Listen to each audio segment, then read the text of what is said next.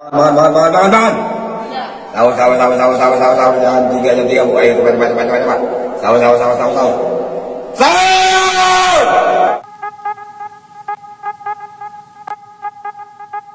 Halo CSCSku, bertemu lagi dengan Manusia Madasudi Easy Film. Baiklah, berikut ini gua akan meringkas legenda band skinhead bernama Combat 84. Mereka dianggap sebagai band skinhead yang memiliki pengaruh besar di negara Inggris. Oke CSCSku, sebelum kita mulai seperti biasa, kita intro dulu guys. Manakah kita mencari manusia, membotakkan mata, mengosongkan jiwa, saya kesunyian, tak lagi kau dengar. Inilah saat yang kau melihatnya. Ikutlah bersamaku, berjalan bersamaku, dengan apa yang membara, dengan asap bermakna. Marilah harapan jadi kenyataan, marilah harapan jadi kenyataan. We're gonna revolt, and on the throne. We're gonna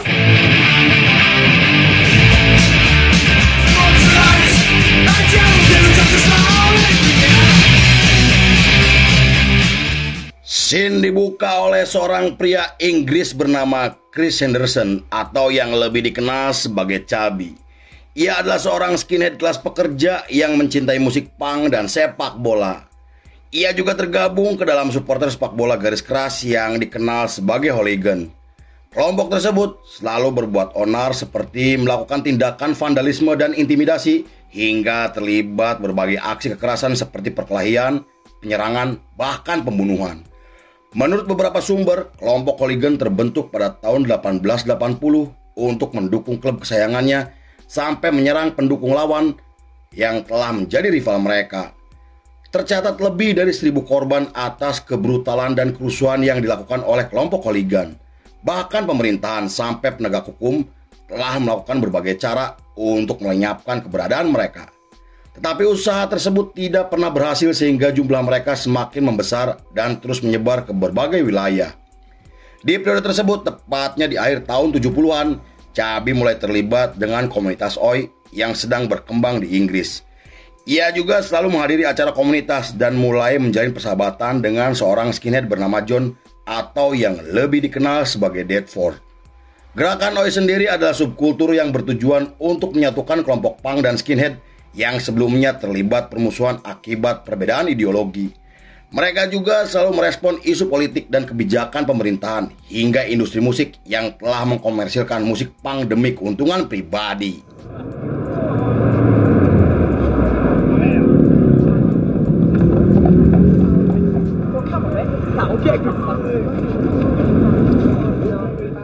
Meski musik Oi selalu dikaitkan dengan subkultur skinhead, namun beberapa band Oi pertama merupakan band punk yang tidak terkait dengan skinhead. Band seperti Sam 69 dan Coxsparrer sudah berdiri sebelum istilah Oi digunakan untuk menggambarkan gaya musik mereka. Selain mengangkat isu tentang pengangguran, hak pekerja, kebrutalan polisi, dan penindasan, beberapa band Oi juga mulai membuat lagu yang menceritakan tentang kekerasan jalanan, sepak bola, seks, dan alkohol. Pada tahun 1981, Chubby diajak oleh kedua temannya untuk menghadiri acara komunitas dengan menampilkan band seperti Crash, The Clash, dan Sex Pistols. Di acara tersebut, Chubby bertemu dengan beberapa skinhead hooligan dan saat itu ia terkesan dengan penampilan The Clash yang menurutnya luar biasa. Kemudian penampilan Sex Pistols dan orasi dari personil Crash membuat Chubby termotivasi untuk mendirikan band sendiri. Beberapa bulan kemudian ketika Chubby mengunjungi klub malam di London, ia bertemu dengan Jimmy Pursey, pentolan dari band skinhead bernama Sam 69. Selain membahas perkembangan sepak bola dan musik dunia, mereka juga membicarakan isu politik dan perang saudara yang terjadi di Irlandia. Di sana Jimmy mendorong Chubby untuk membentuk band karena terkesan dengan pikirannya yang luas dan kritis. Atas dorongan dari Jimmy, Chubby kemudian mendirikan band skinhead bernama Combat 84. Ia memilih nama tersebut untuk mencerminkan citra mereka sebagai band pemberontak yang pro terhadap kaum kelas pekerja.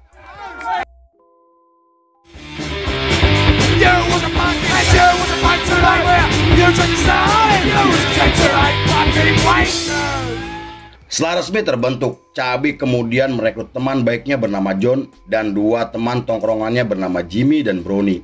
Meski John sempat ragu dengan masa depan bandnya, namun John akhirnya mau bergabung setelah dibujuk oleh teman-temannya. Band tersebut kemudian menggelar pertunjukan pertamanya di acara komunitas di mana kemunculan mereka langsung disambut baik oleh banyak orang. Selain menarik perhatian para skinhead garis keras, kelompok hooligan juga mulai merapat ke dalam barisan untuk mendukung Chubby bersama band barunya. Hal itu mereka lakukan karena Chubby cukup dikenal di kalangan hooligan setelah kasus penyerangan. Konon, Chubby pernah dikeroyok oleh 4 supporter lawannya dan menusuk 1 orang sampai koma sebelum melarikan diri dari pengeroyokan. Terlepas dari benar atau tidaknya rumor tersebut, namun Chubby dikenal dan disegani oleh para hooligan. Pada bulan Agustus masih di tahun yang sama, mereka tampil di acara besar sebagai band pembuka untuk The Last Resort, dan di sana mereka tampil sangat mengesankan hingga melakukan orasi untuk membangkitkan kegembiraan para skinhead kelas pekerja. Mereka juga membawakan lagu dengan tema sepak bola yang membuat para hooligan menjadi semakin menggila. Berkat aksi panggung tersebut, mereka ditemui oleh Roy Priest, vokalis dari The Last Resort, untuk mengundang mereka datang ke studio miliknya dan mereka diminta untuk merekam lagu secara gratis. White, middle class.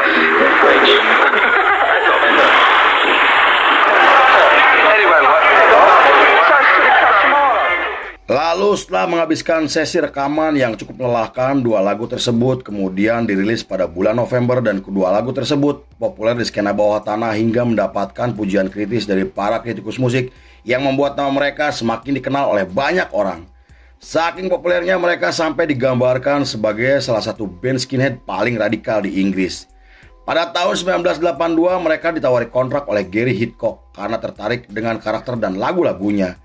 Selain akan memberikan fasilitas dan uang yang besar, Gary juga berjanji akan membuat mereka semakin terkenal dan menggelar pertunjukan sampai berencana tur ke beberapa negara.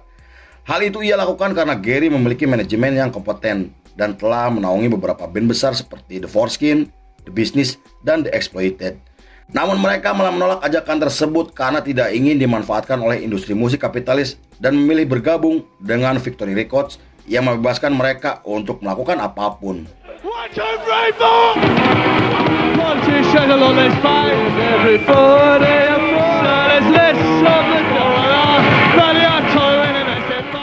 Tak lama setelah resmi bergabung, mereka merilis EP pertamanya yang disambut baik oleh para skinhead di seluruh Inggris. Bahkan tur mereka selalu dipadati oleh para penonton karena penasaran dengan Chubby dan kawan-kawannya. Di periode tersebut, Chubby mulai bergaul dengan kelompok Bonehead dan mulai mempelajari gerakan kelompok sayap kanan sampai membaca buku Hitler. Bonehead sendiri adalah skinhead yang menjadi anggota gerakan neonazi, supremasi kulit putih, dan antisemitik. Mereka memiliki kaitan dengan organisasi Front Nasionalis hingga tergabung dengan geng penjara bernama Aryan Brotherhood. Beberapa bulan kemudian mereka muncul dalam film dokumenter yang membahas perkembangan subkultur skinhead di Inggris dan Amerika. Dalam film tersebut, Chubby membuat statement kontroversial dengan menuduh jika orang Asia adalah dalang di balik kerusuhan rasial yang terjadi pada tahun 1981. Ia juga menambahkan jika polisi tidak berani bertindak tegas kepada kaum kulit hitam yang selalu berbuat onar dan hanya menargetkan para skinhead yang dianggap sebagai pemberontak. Tak hanya itu, Chubby juga sampai menyinggung kemunculan skinhead kulit hitam yang menurutnya akan menghancurkan citra dan estetika skinhead yang sesungguhnya.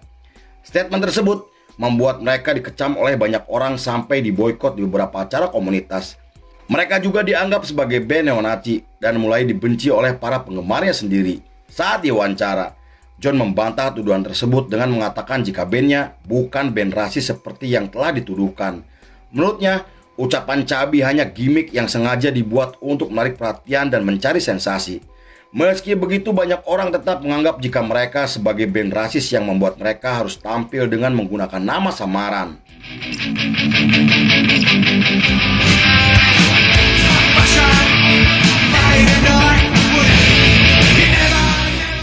Pada tahun 1983, Brownie memutuskan keluar dari band karena ingin membentuk band sendiri. Posisinya sebagai drummer digantikan oleh mantan drummer The Business yaitu John Fraser. Bersama personil barunya, mereka merilis EP keduanya yang menerima banyak kritikan. Selain mengangkat isu perang Vietnam, kekerasan, dan lesbian, 2 lagu mereka juga membahas hukuman mati bagi para pemerkosa hingga mendukung perang nuklir yang akan menghancurkan kehidupan manusia. Lalu untuk mempromosikan EP terbarunya, mereka menggelar tur nasional dan karena citra mereka sebagai band neonazi, para promotor enggan mengundang mereka. Selain itu, pertunjukan mereka selalu berakhir ricuh yang dipicu akibat perkelahian antara skinhead dan kelompok bonehead. Tak hanya itu, reputasi mereka semakin memburuk setelah munculnya organisasi neonazi yang terlibat dalam berbagai aksi kekerasan rasial.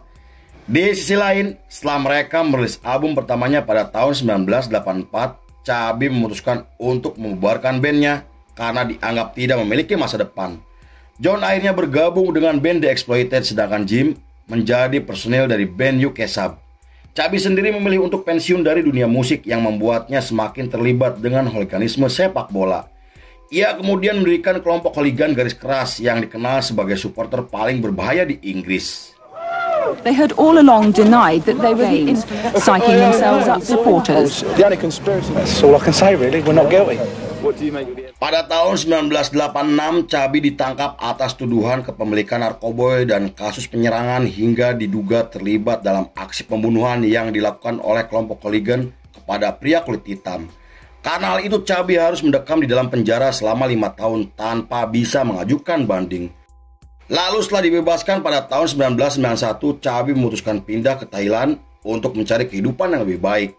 Ia kemudian mendirikan bar di Pattaya, Thailand, hingga menulis buku yang menceritakan tentang perjalanan hidupnya. 9 tahun kemudian, tepatnya di tahun 2000, John mengajak Chubby untuk membangkitkan kembali bandnya setelah bubar selama 16 tahun. Namun Chubby menolak ajakan tersebut karena sudah nyaman dengan kehidupan barunya. John akhirnya merekrut 2 temannya dan merilis EP album yang diproduksi oleh label sendiri. Kemudian mereka menggelar tur nasional selama 8 bulan yang semua tiketnya terjual habisnya dalam waktu yang singkat. Namun band tersebut harus kembali vakum karena kesibukan para personilnya. Pada 31 Oktober 2013, Chris Henderson atau Chubby dinyatakan meninggal dunia akibat kanker dan serangan jantung. Kematiannya menggemparkan komunitas musik bawah tanah karena Chubby dianggap sebagai orang yang cukup berpengaruh di skena skinhead pada tahun 80-an. Meski Chubby dan bandnya sudah tidak ada, namun karya dan pengaruhnya masih bisa kita rasakan hingga sekarang. Lalu film pun selesai.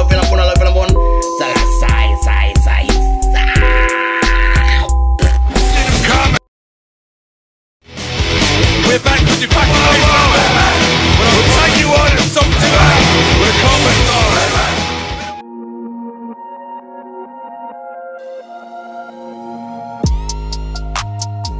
Skinhead itu sikap, solidaritas, kelas pekerja, dan loyalitas. Hormati akar dan jaga kebersamaan. Baik, tukang cuangki. Oke CCSku, terima kasih sudah menyaksikan ringkasan ini gak selesai. Saya beserta jajaran Belanda Malam kembali pamit undur diri. Sampai jumpa di episode berikutnya. Ngangeong be motor goblok. Yeah.